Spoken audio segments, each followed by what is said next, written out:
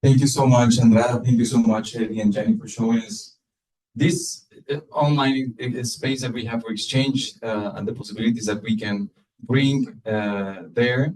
And of course, talking about the examples and to showcase the great things that you're doing in cities. Now we would like to hear the voices from the cities. So we will have now our second session with some city case studies from local authorities, from practitioners doing things on the ground, which we would like, of course, to help you with what we just seen. So to start this, please let me introduce you the moderator of this session from ICLEI World Secretariat, Kanak Gokarn. Please, Kanak. Thanks a lot, Carl, and thank you, Andrada, Ellie, and Tijani for the session for this. I guess welcome everyone to the second session of the second regional event of the Urban Transitions Mission Center. May I please request the panel to join me on the tape at the panel while I introduce myself. So as Carl said, I'm Kanak Gokarn. I'm a Sustainable Energy Officer at the World Secretariat based in Bonn. I'll be moderating the session for today. I think it's wonderful that we're here on the sidelines of the World Urban Forum in sunny Cairo, because I think that means that all of us either represent cities directly or we work very closely with urban authorities. And so we understand that there's a lot of power and potential in what cities can do when it comes to leading the conversation and also implementing the transition towards more sustainable systems. And I don't just mean in the conversation around the climate emergency, but I'm also touching on the biodiversity crisis, moving towards more circular practices, as well as addressing social inequalities and how all of these intersect together. I think with more than half the world's population living in cities, cities are really critical actors when it comes to this conversation around sustainability. And as we know, this number is only likely to grow, which only makes the problem more urgent. And as Laura said in her opening remarks, it's a challenge of matching the supply of resources with the demand. And that problem is just going to get more urgent as time goes on.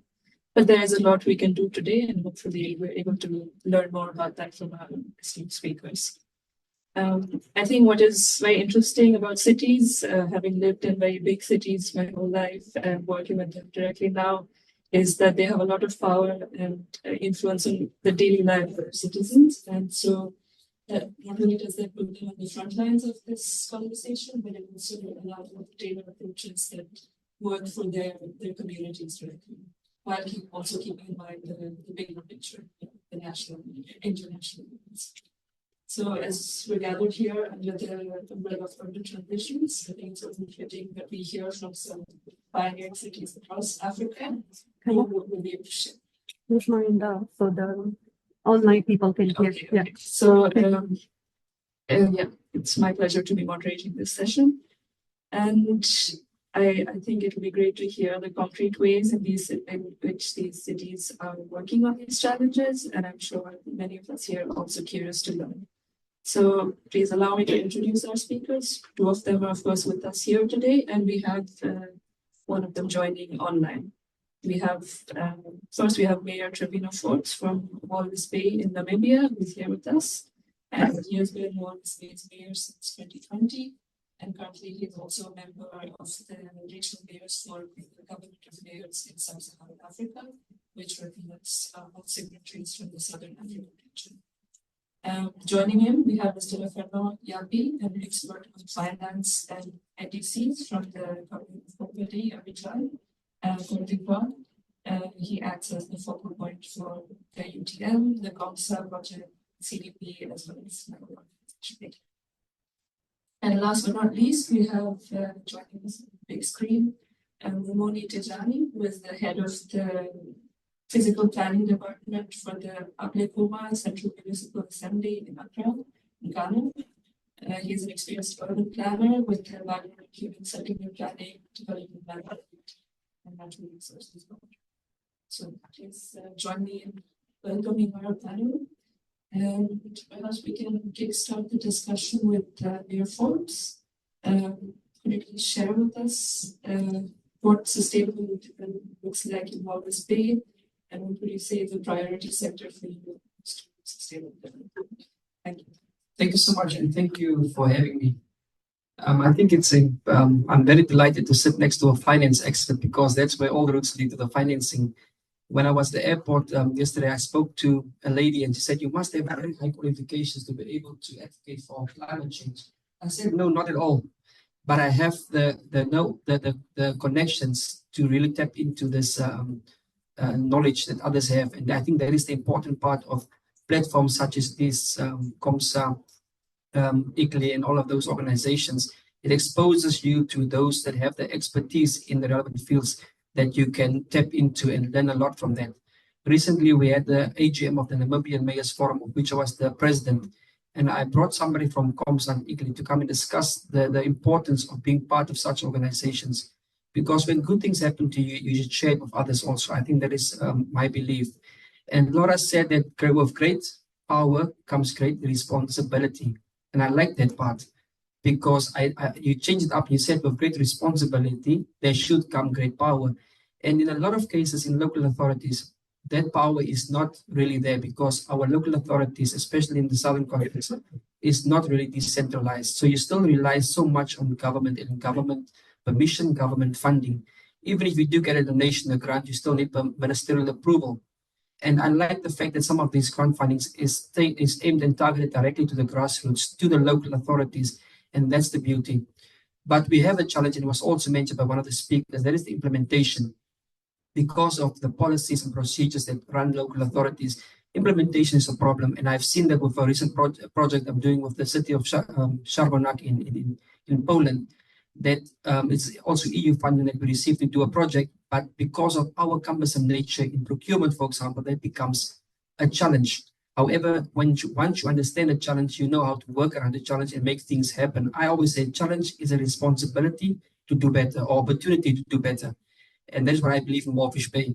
So Walvis Bay being the economic hub of Namibia, our country, and also the logistics hub of the southern region, SADC, it really links a lot of people to the Atlantic Ocean, a lot of countries around the SADC region.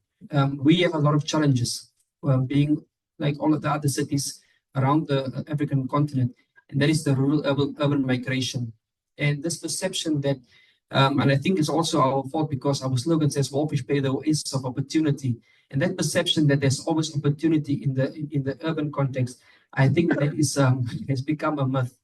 And people come to our cities searching for a better way of life, but then they end up being more vulnerable than when they entered our cities. And recently we had what we call shack fire, destroying almost 200 shacks. So I'll be focusing more on housing. That is something that is really close to my heart, and I think it's something that in the context of urban transition, we do not put too much emphasis on. What happens is when people come to Walvis Bay, for example, to any other city, they end up homeless, they end up destitute. And Walvis Bay currently, especially in the vulnerable area, we have a sea level rising of about 1-something meters annually. And then that in itself is a challenge. A city that is built in the desert now has rainfall, and that is also a challenge. But due to some of our climate funding, we are able to do our studies, and all our new developments for now have stormwater drainage. So that is also one of the projects that we did with ICLEI. Walvis Bay now also, we have finished our carbon, stocktake. So we know which sectors are contributing the most to global warming in our city. So some of the initiatives that we've taken, we have partnered with the private sector, and I think that is something that really hits home. Is the private sector is really responsible, and they try to assist where they can. So we might be the first movers in green shipping and green trucking with green hydrogen plant that was set up. But with this green hydrogen plant, we have set up as Walvis Bay, in terms of decongestion, we have identified an area in Walvis Bay for low-cost housing, housing. But I would like to take a climate resilient approach as the mayor of Walvis Bay to this development. This development is called Green Valley, and we would like to see how we can bring about that green hydrogen into green cooking to our people in Walvis Bay, and also incorporate solar energy into these new developments that we are trying to set up. I believe that with the relevant funding and so YAPI can be a benchmark on how things can be done and how you can really have a climate resilient approach to the urban transition medicine when it comes to housing, for example. We are also looking at putting up, and the feasibility studies are all done, a waste to power plant that will be set up in Walvis Bay together with a Turkish company. And these kind of partnerships and these initiatives are what we find very important. And I believe that as local authority, though you don't have the power responsibility to do certain projects, it is your duty to make the environment conducive for certain things to take place. And that is a responsibility that we take very seriously in Walvis Bay. And I can only say that, yeah, the private sector and the public engagement, it has been very, very crucial to us in Walvis Bay. And housing, for example, is one of the things that we are lacking, and we are trying to see how we can improve on that one. A lot of developments are taking place in Walvis Bay as we are speaking. We also know of the offshore developments, offshore discovery of oil in our basins in the Atlantic Ocean, which in itself might be a challenge because Walvis Bay is also very much reliant on fishing. The fishing industry, the sector is very big in Walvis Bay. And some of these things, they really produce challenges, but we need to see how we can have a good transition when it comes to these things. We can't show people away. So we need to make the environment just conducive for all of them to coexist. And that in itself is a big problem. We've seen at our landfill site, we have people from other countries even staying in the landfill site, burning tires, creating all sorts of problems. And that is due to the rural-urban migration that we are struggling with. So in essence, we do have the expertise in our towns. We do have a very, very proactive and a wonderful environmental department in the city of Walvis Bay. We've done a lot of projects with relevant agencies, and we've executed them perfectly. Currently, as we are speaking, we have a youth climate fund whereby one of the participants or one of the kids that were awarded some of the finances has contributed solar energy, solar lights to the development called Green Valley, our housing development that we are taking on. So we are well on the way to having a climate resilient housing settlement in Walvis Bay. So what we will still need is to bring other infrastructure, solar lights we are putting up also. So we want to see how we can make this development a climate resilient area that can really speak to other cities and just bringing that expertise and sharing that knowledge with other towns and cities in our vicinity. So pretty soon, I hope that over 50 mayors in Namibia will be joining the Covenant of Mayors and also ICLEI just to get that insight and also be exposed to platforms such as this one so that they can also benefit from what you have to offer. And I really like this session because it is so informative and it is quite long. Usually the settings are very fast and you don't really get to learn as much and interact as much. So I really appreciate the length of this session. And I would really like to talk to some of especially the funders and the experts sitting next to me on climate funding so we can see how we can really make, like you said, a dream will remain a dream unless you have the resources to make it a reality. And I think we have dreamt enough and it's time to make things happen. If you look at Namibia as a country, if you name a resource, Namibia has it. We have 3 million people in our country, but we have unemployment rate of over 40%. And we should start looking at local content policies in our countries. Because I spoke to the team of CMB and ONL, and I said that, guys, the resource that we have should benefit the people first before it goes out. So we need to see that even though the green hydrogen is it's a foreign concept to most of us, we need to let the people understand on the ground how they can benefit and what are the positive impacts of this new discovery or this new resource, but also that we bring that expertise and that know-how to the people. Because if I speak to mayors in Africa, in Namibia, for example, climate change and climate resilience, all of that it's nothing to think of. If you have poverty, if you have hunger, then climate change is not something that you will take very seriously.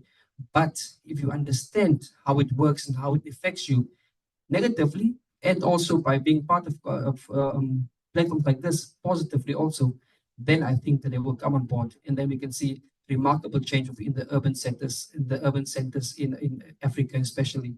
And when a mayor speaks to you about what happens in his town, for example, in the African context, you can be sure that it's happening all over. It's the same challenges all over. You speak to a mayor from Kilimani, he'll tell you the same story. The effects of climate change may differ, but the results and the consequences remain the same. Thank you very much.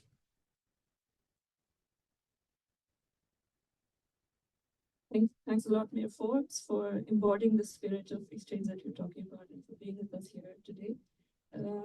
I'd like to bring the same question to Fernand about the sustainable development that's taking place in Cocody and what their priority sectors are.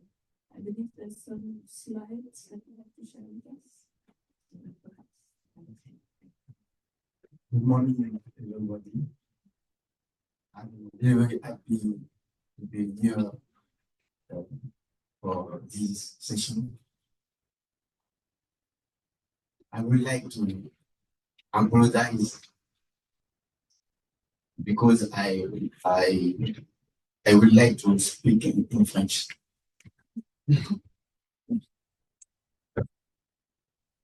So I'll be the translator. So spontaneous.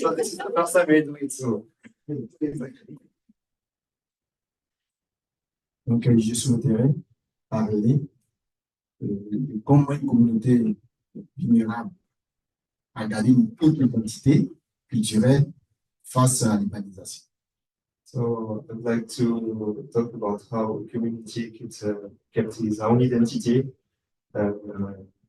during this process of urbanizations. La commune de Cocody est une commune résidentielle qui comporte 10 villages, qui bordent la lagune. So the commune of Cocody is composed of 10 villages that are bordering the lagoon. Donc, ces villages-là sont peuplés par une communauté villageoise qu'on appelle le peuple Abidjan. And the people that live there are named Abidjan. Donc, ce peuple-là a une identité culturelle qui est une identité culturelle, a gardé son identité culturelle, ce peuple a gardé son identité culturelle, à savoir les fêtes des générations, les mets traditionnels. So this population has kept its own identity, cultural identity, and is very important for them. Et étant des villages qui vivent, qui se trouvent dans la commune de Cocody, il s'est avéré que l'urbanisation galopante a permis aux jeunes cadres de venir habiter dans ces villages. And this process of urbanization has allowed Oui, des jeunes cadres. Young professionals. young professionals to speak in the microphone, so a bit louder. Okay, so yeah, it has allowed those young professionals to come back here and live in the villages. Et comme je disais, en parlant d'identité culturelle, c'est que la population de ces villages-là a un mets traditionnel qu'on appelle la ICLEI. And the population of those villages has a traditional dish that is called ICLEI. ICLEI qui est le semoule de manioc qu'on cuit à la vapeur. C'est le semoule de manioc qu'on cuit à la vapeur. It's like manioc couscous that is cooked, steamed. Et ce mets-là, sa difficulté, c'est que dans la fabrication, elle détruit considérablement l'environnement. So while fabricating this dish, it can be distracting from the environment. Et voilà que, à cause de l'urbanisation, tous les jeunes cadres qui habitent ce village ont commencé à se plaindre de la pollution de l'air, la pollution du sol et des mauvaises odeurs. And because of this, all the young professionals have started to complain about the bad smell and the pollution. Et cette fabrication, la fabrication de ce mets-là, il faut informer que c'est une nourriture de subsistance et c'est cette nourriture qui permet de tenir les familles dans ces villages. But at the same time, it's a subsistence dish and very important for the population. Et maintenant, voilà qu'on constate que cette nourriture crée des problèmes de santé et d'environnement. And this food creates problem of health and environment. Voilà. Les jeunes cadres qui habitent ce village, qui ne sont pas de la population qui a vu, le village parce qu'il y a de nouvelles meubles qui sont construits. So the young professionals that were not from the population, but that came because there are now new buildings. On commençait, comme je dis, on commençait à se plaindre de cette nourriture-là. So they started to complain about it. Et il faut noter aussi que ce mets-là est préparé que par les femmes et les jeunes filles. And yeah, he's highlighting that this dish is mainly prepared by the women and the young. Donc, lorsqu'elles ont pris conscience que cette nourriture détruisait l'environnement, When they realized that this food was destroying the environment, lors d'un forum avec la commune de Cocody, during a forum with the Cocody commune, elles nous ont approchés et ont proposé qu'on trouve ensemble une solution. so they approached us and asking for finding a solution. Donc, elles ont d'abord pris conscience que ce qu'elles faisaient détruisait l'environnement et créait des problèmes de santé aux nouveaux habitants. Yeah, the first thing, good news is that they knew that it was a problem for the environment.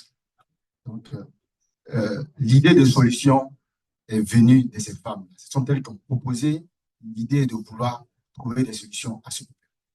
And the one that really had the initiative and that wanted to find the problem are those women.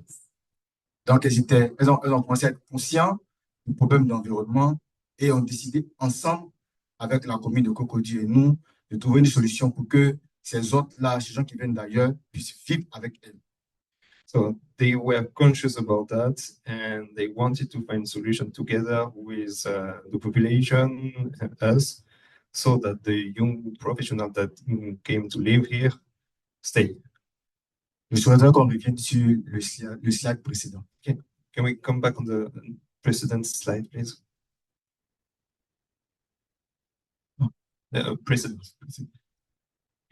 Previous. Donc là, vous voyez ici, c'est bon. Lorsqu'elle vanne le cérémonie de manioc, tout cet environnement-là est sali par les épluchures et les effluents venant du manioc. So as you can see on the pictures, when they are preparing this manioc couscous, like they are, how did you say it? Les effluents, épluchures de manioc, Effluents. épluchures, solution, le liquide. L'eau, Yeah, solution, le liquide. Well, the water solution and everything that the product that remains from the fabrication are displayed. Donc, à tout cela, nous avons proposé une production, une unité de production d'Attiqué qui respecte l'environnement. So they proposed a production unity that respects the environment. Est-ce qu'on peut descendre par rapport au slide?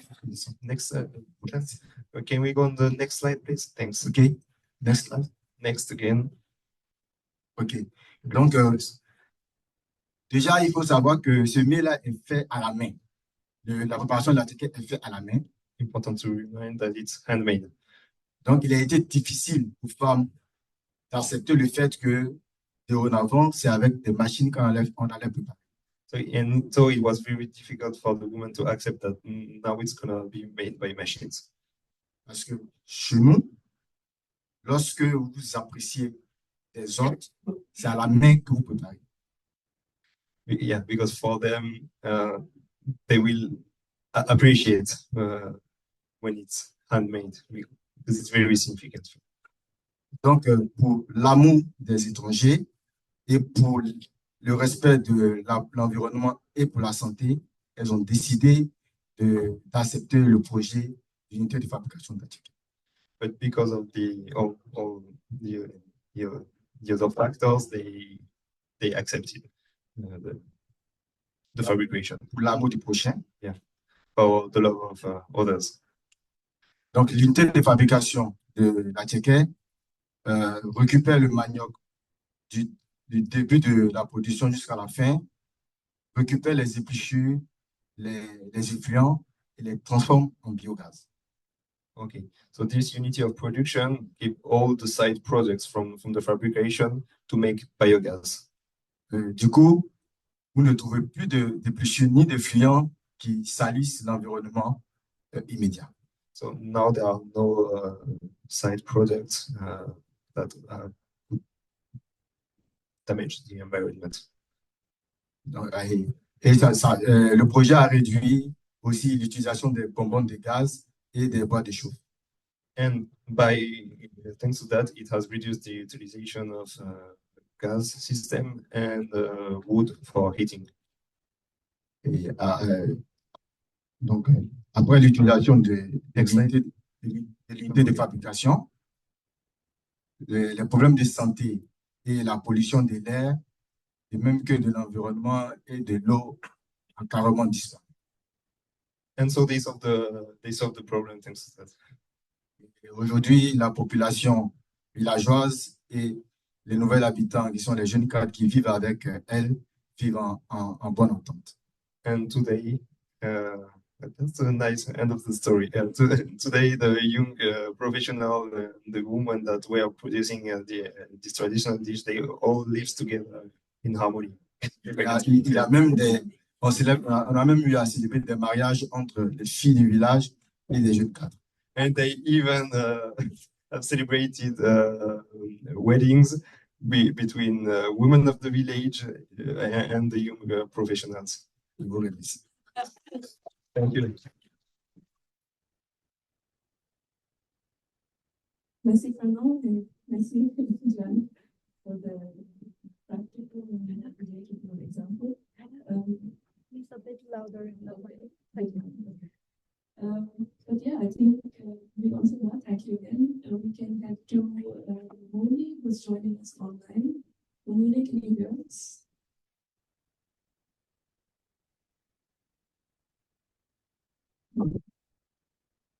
Perhaps. Okay, so you have a slide. Mumuni, are you there?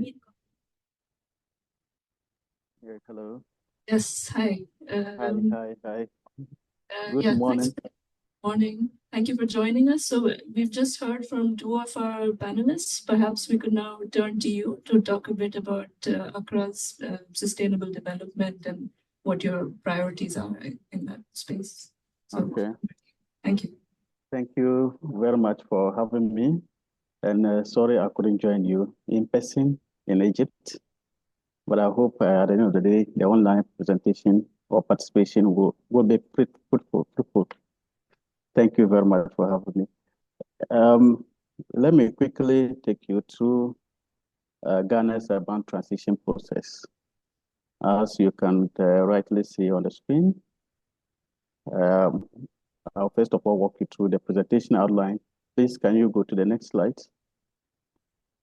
Okay, so the presentation will look at the introduction, map of Ghana showing urbanized area, triggers of urban transition, Ghana's transition process, the challenges that are associated with the urban transition process in Ghana. Then I'll have the photos showing implemented projects, and then I'll conclude. Can we move to the next slide? Okay, so as you can see, and there's a saying that urbanization is no longer a debatable issue. The time is to act now. So it is time for us to act now. You can see from the picture depicting the confused state of everybody within this particular enclave. Cars are moving as if they are moving, they are not moving. Everywhere is choked. Hawkers are on the streets. People are moving left, right, center. No pedestrian walkways. So I think that this picture depicts what urbanization is. And the time is now to act. Can we move to the next slide, please? So I'll briefly talk about the population within the world context. So as against the world, So currently what we have is that about 5 billion of residents by 2030 is expected to be living in the urban areas. So you can imagine, Ghana is one of the countries that is expected to have that, considering the rate at which rapid urbanization is currently ongoing. So by 2050, for Ghana per se, we are expecting 56% by 2020. That was for the past 4 years now. So by 2020, we're expecting 56% increase in urbanization. And you can imagine, you are now in 2024. By this time, we are projecting about 65 expected by the next 2050. Okay. So even though the urbanization has come out with several challenges, but we cannot underestimate the importance of it, as it has in our economic growth and modernization. So we are careful when dealing with urbanization so that we don't lose both sides.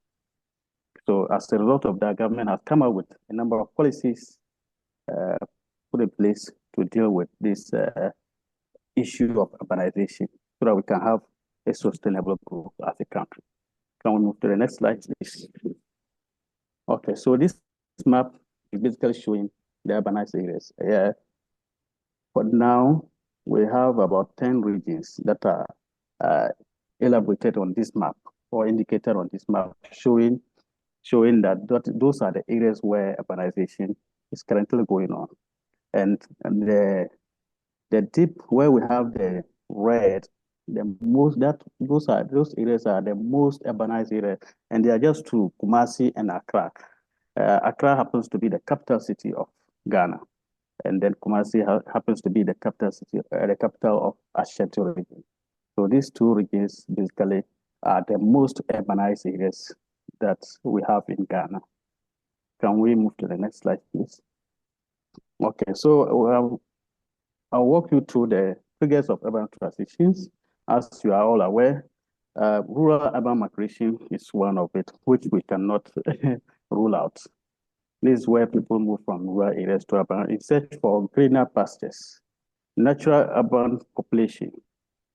This is a natural phenomenon. As we have the existence of man and woman, definitely there will be some reproduction activities that are going on. So as soon as they come together, childbirth will certainly set in. So we also have insufficient electricity power supply. As you are aware, urbanization comes with 8 challenges, and insufficient electricity power supply happens to be one of them. Because as the city is urbanized, if we don't put in measures or provide enough infrastructure, so as far as electricity is concerned, it means that there will always be power shortage. Traffic congestion in the urban areas. This is, of course, not news to us.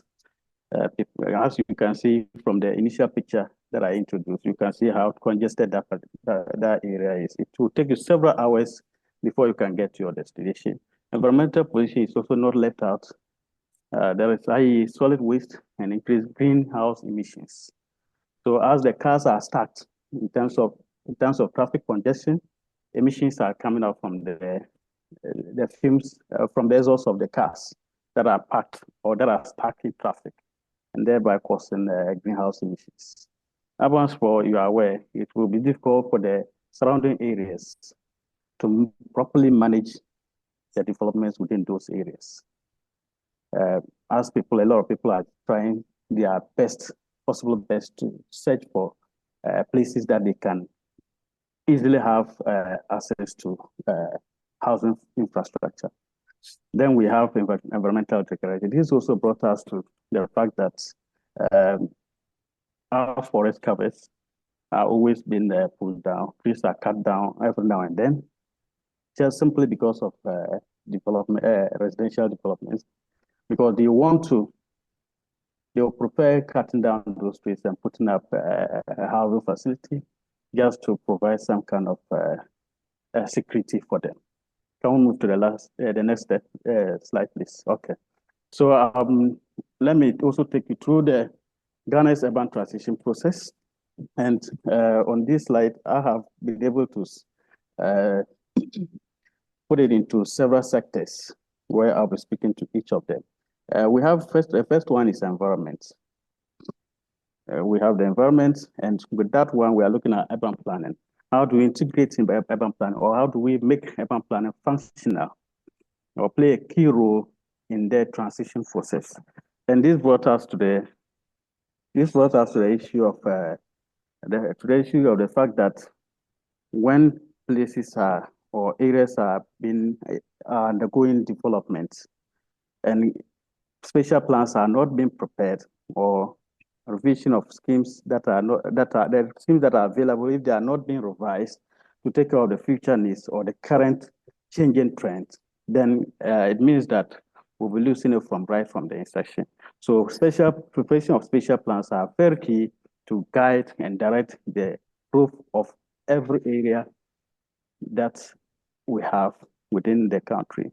So it is important that we incorporate urban planning to it. This will then mean that this will then ensure sustainable mobility solutions, urban expansion planning, as well as smart growth strategies. Because this will look at sustain the development of the open spaces and public transport, and these are all anchored in the group of every country. Okay, so I will also look at the green policy initiative that has also been initiated by the country, and with this one, we have what we call Green Ghana agenda, and every year there's a particular day that is allocated for the planting of trees as a way of reviving the forests that we have, and also improving the ecosystem within the country. Protection of our urban forest coverage. The government is seriously responding to strategies that we can adapt to protect our forest covers. Because of urbanization, we then tend to destroy our environment to complement the housing needs that we have for the people. So because of that, government of Ghana is seriously protecting the environment. And there are several legislations that are put in place to ensure that we have a sustainable forest cover. So I'll take you to the next one, which is transportation. No, please, can we come back? Okay. Transportation, yes. Mumuni, so just to interrupt, we're running a bit behind the schedule. So okay, so I'll quickly run through. Yes, okay. Yes. Okay, so under transportation, implementation of vast rapid transport system is also being implemented. Implementation of electric vehicle programs as a way of reducing emissions also been undertaken. Expansion of road infrastructure and other things. So we come to education, implementation of free senior high school.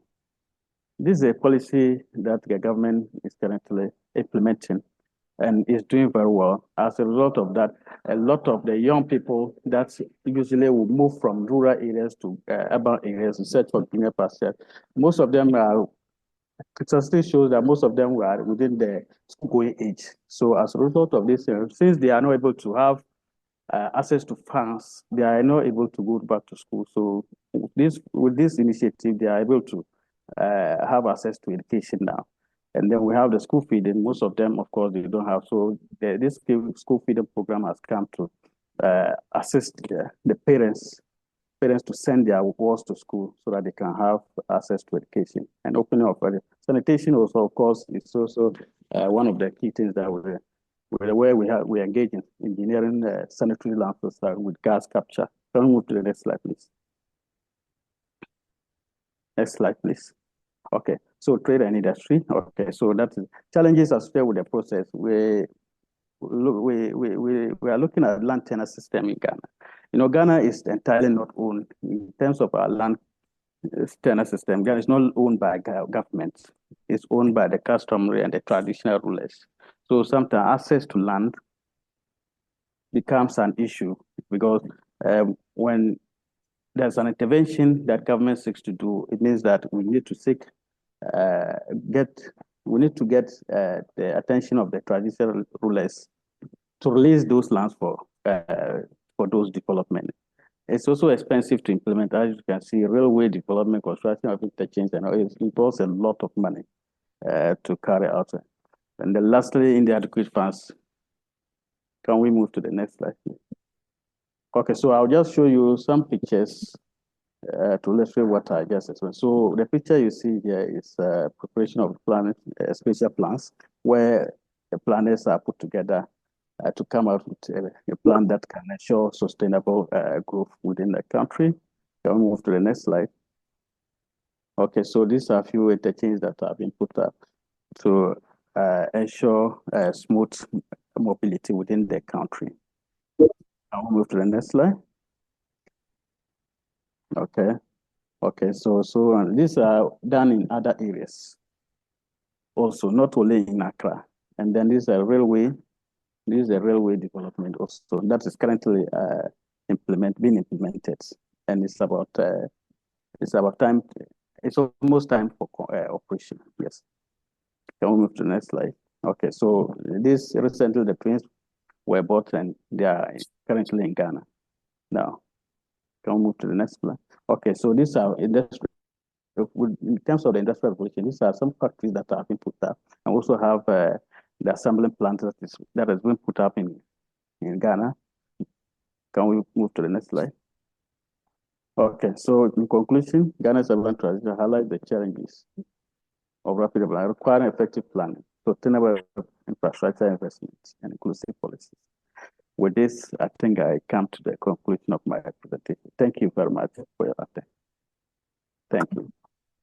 Thank you, Dr. Thank you for joining us from Ghana, which is 2 hours behind us. So thank you again. And thank you to our speakers for their initial remarks. I think they all touched upon the growing challenges of rapid urbanization and how that needs proactive solutions. So Mayor Forbes touched on the importance of financing, funding, building partnerships with the private sector. We had Fernand, who spoke about the importance of engaging directly with communities in the co-creation of solutions. We had Mumuni, who talked about the importance of planning that has the foresight to deal with these issues. So perhaps, since we're a bit running out of time, maybe I open the floor to some audience questions.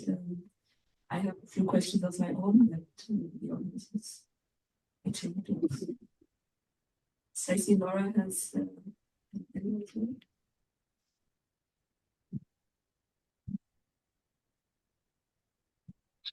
I just thank you for all the presentations. I just wanted to mention and go back to the first, starting with the last one.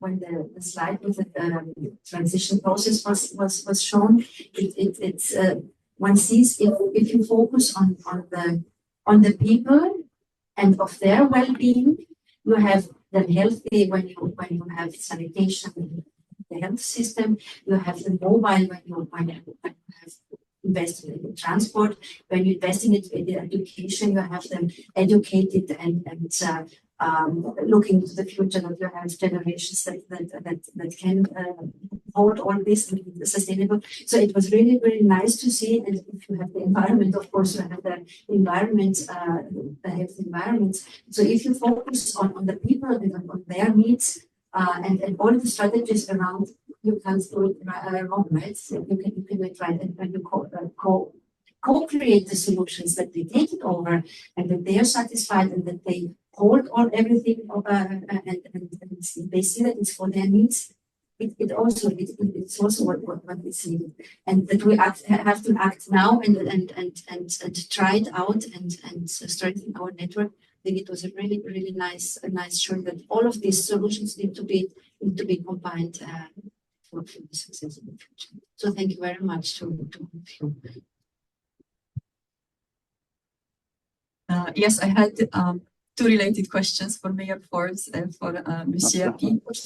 Um, I'll start with Mayor Forbes because you raised the important point of bringing the people on board. And very often when we talk at national, international level, and we discuss climate changes, numbers on the graphs, right, and the inventory of emission. But when we start talking to mayors, the conversation becomes about cleaner air, better housing, better waste management, safer, more active transport, and so on. So the question for you was, how do you take these messages that the language maybe that we use at these international or national meetings, right?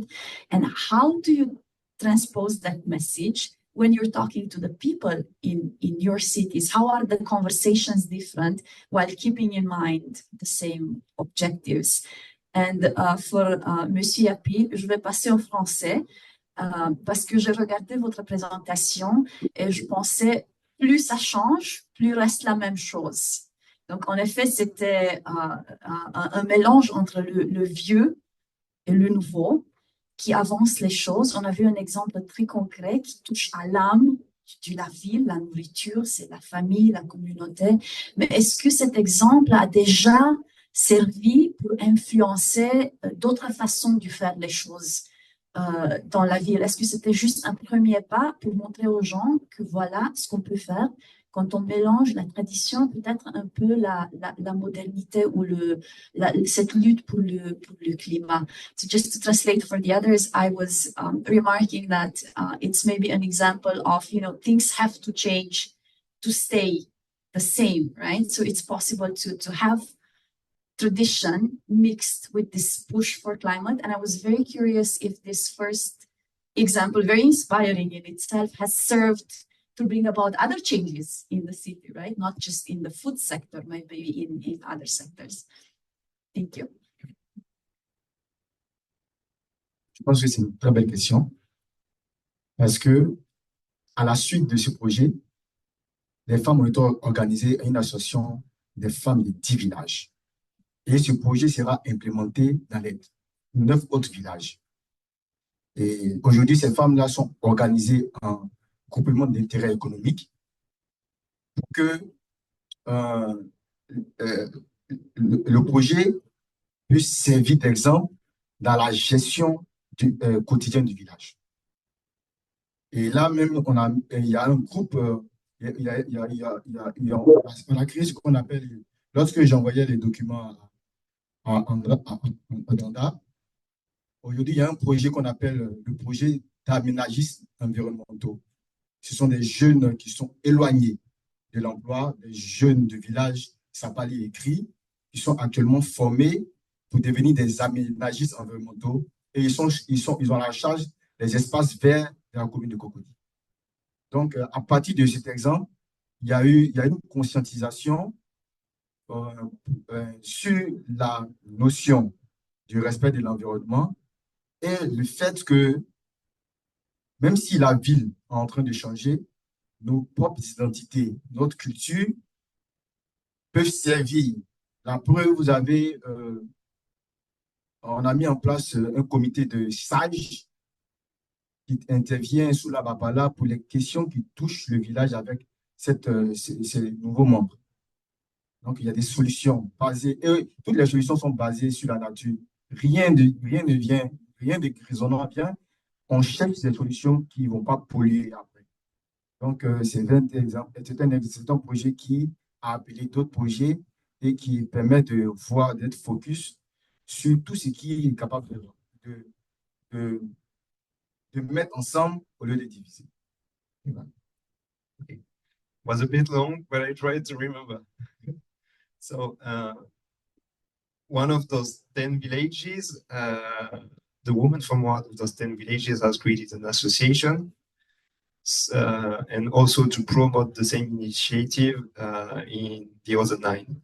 So that was the first thing he talked about.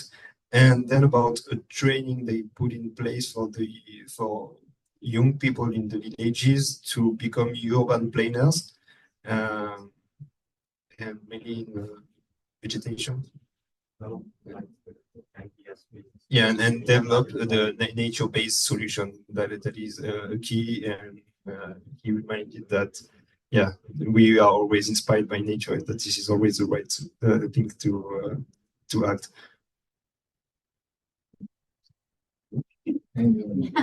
Merci. Yeah, thank you so much for that question. I believe that when your words don't amount to action, you have nothing to say. And I'll take a few examples. And community engagement is very, very important. When I always say I'm an accidental politician. I only got involved in politics 4 years ago. That was in 2020, end of 2020, and I became the mayor of Walvis Bay. And the mayors before me had their day jobs, and they took the mayor thing as a side, well, I would say a side hustle, but that was a side thing for them. And I resigned. I committed myself to this office permanently, and I adopted an open door policy in doing so. And I'm thankful for this because it made me be part of platforms such as this one, COMSA and ICLEI, and also being here today. And through these platforms, you learn so much. And now, instead of being a politician, I'm more involved in climate action. And I'll take a few examples. By being part of these forums, one of the initiatives we did was we obtained funding from the Bloomberg Philanthropies last year at COP 24 and 20. 28, sorry, 28. And then that funding is a climate funding. So one of the target groups is the youth, because we want to educate them and teach them on how to handle climate change, how to work on these platforms. And we have dispersed from 5,000 to 100,000 Namibian dollars to these youth projects that they've done. So one of the projects, one of the girls said, I want to provide solar lights to all the houses at Green Valley because they don't have electricity there. And we took the girl with the team and also the community at Green Valley, and we explained how it works, the importance of climate change. So we have empowered and educated a young lady, and she's now currently in South Africa through that same initiative at the climate conference. And she educated the community of that area, over 100 households that is there. She was part of the education of those people. Then we also had Youth Climate Conference in Walvis Bay, also hosted through the same initiative. And then also with the green hydrogen initiative that was brought to Walvis Bay. It's almost like a green hydrogen fueling station where they also convert your traditional cars to consume green hydrogen. And we said that we need to make sure that the community benefits from this project as well. There's an agency that does green cooking, and we are bringing this agency to the people on the ground, saying that there's another way of cooking instead of using propane and other gases. This green hydrogen, you make it from nothing. You just need a solar panel, and then you can make your gas. So what you are doing now in this regard is you are giving somebody a job, so he will be producing green hydrogen and selling it to his community. Or you are telling them, here's the equipment, you can make use of this technology and you can produce your own cooking gas. So these are initiatives that we take very seriously. We do a lot of PR through our municipality platforms. We do a lot of community engagement, speak to them. We had an issue with some of the people that decided to go and live on our landfill site that burned tires, for example. So we went to them, we spoke to them about the dangers of this and how it can negatively affect them. And also in essence, we need to get them off that area because it's not safe. And by bringing in the waste to power plant that we are planning to do, we will take care of the region and not only the town's waste, and we'll be burning that waste and producing power into our grids. But in essence, I believe that the resource of a country benefit the people of the country. Namibia produces uranium, we produce all of those gases, and we also resources. We also have lithium. And when you speak about net zero in 2030, some African countries can only wish for that because we have become the mine to produce the resource to the Western world. So we can never benefit from our own resources. We will continue to be victims of neocolonialism, and that is the reality. And unless governments stand up and say that local content, local policy should be implemented and the local people should benefit first, then we will continue to have a problem in Africa. They will continue to have to educate people, and they will not listen when it comes to climate change, because they will forever be poor and they will forever be hungry and it will never work. Thank you so much.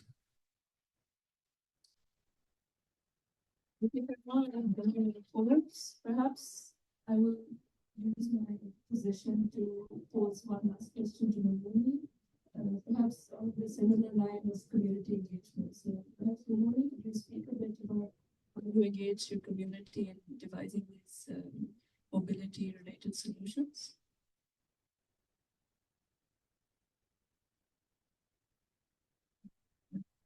Mumuni, do you hear us?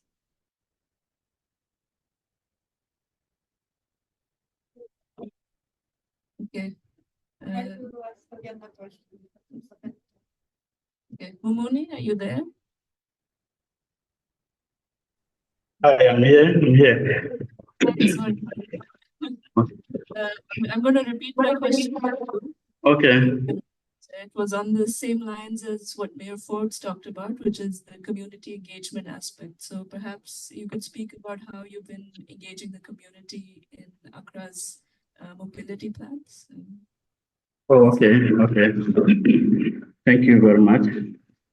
With the aspect of community engagement, for every successful project, you need to have the community's participation in whatever you do. So as a sense of empowerment and ownership, we always involve the community in the participatory planning processes. So in decision making, they share with us their knowledge, what they want us to implement, and then we also share with them what we also know, what will also benefit them. So at the end of the day, we come out with a solid decision that will inure to the benefit of both the community, people, and as well as the government. So we doesn't joke with community involvement at all. In every stage they are part of, because we want them to own their projects. When they own the project, that's when you see the success of the project. So community involvement is a key tool for us to have a very solid implementation of some of the projects that are just highlighted. Because one way or the other, they are affected. Coming out with these projects, some of them are close to the project sites. So they are affected. If you don't engage them, how do you get them out of those places that are earmarked for these developmental projects? So indeed, they are involved in every stage that we do. Thank you. Perfect. Thank you, Mumuni. And I think you hit the nail on the head with the fact that ownership is key to making sure these solutions are really sustainable across the long term. And I think all of our speakers did touch on that theme. So it's, for me, it was wonderful to hear about your experiences, your various examples, particularly green hydrogen, as I'm an energy person. So it's very interesting to see that, and how you work to maintain this cultural identity of the community, and how transport planning and urban planning can serve these goals. So if you all are interested in learning more about what these cities are doing, I would invite you to check out the knowledge repository that Ellie presented earlier. We have a number of case studies. We have some policy briefs on specific solutions that highlight these cities. So this conversation can continue forward. And it can literally continue perhaps in the break right after this. So once again, I'd like to thank our speakers for joining us in person or virtually, and thank you the audience for staying. And so thank you.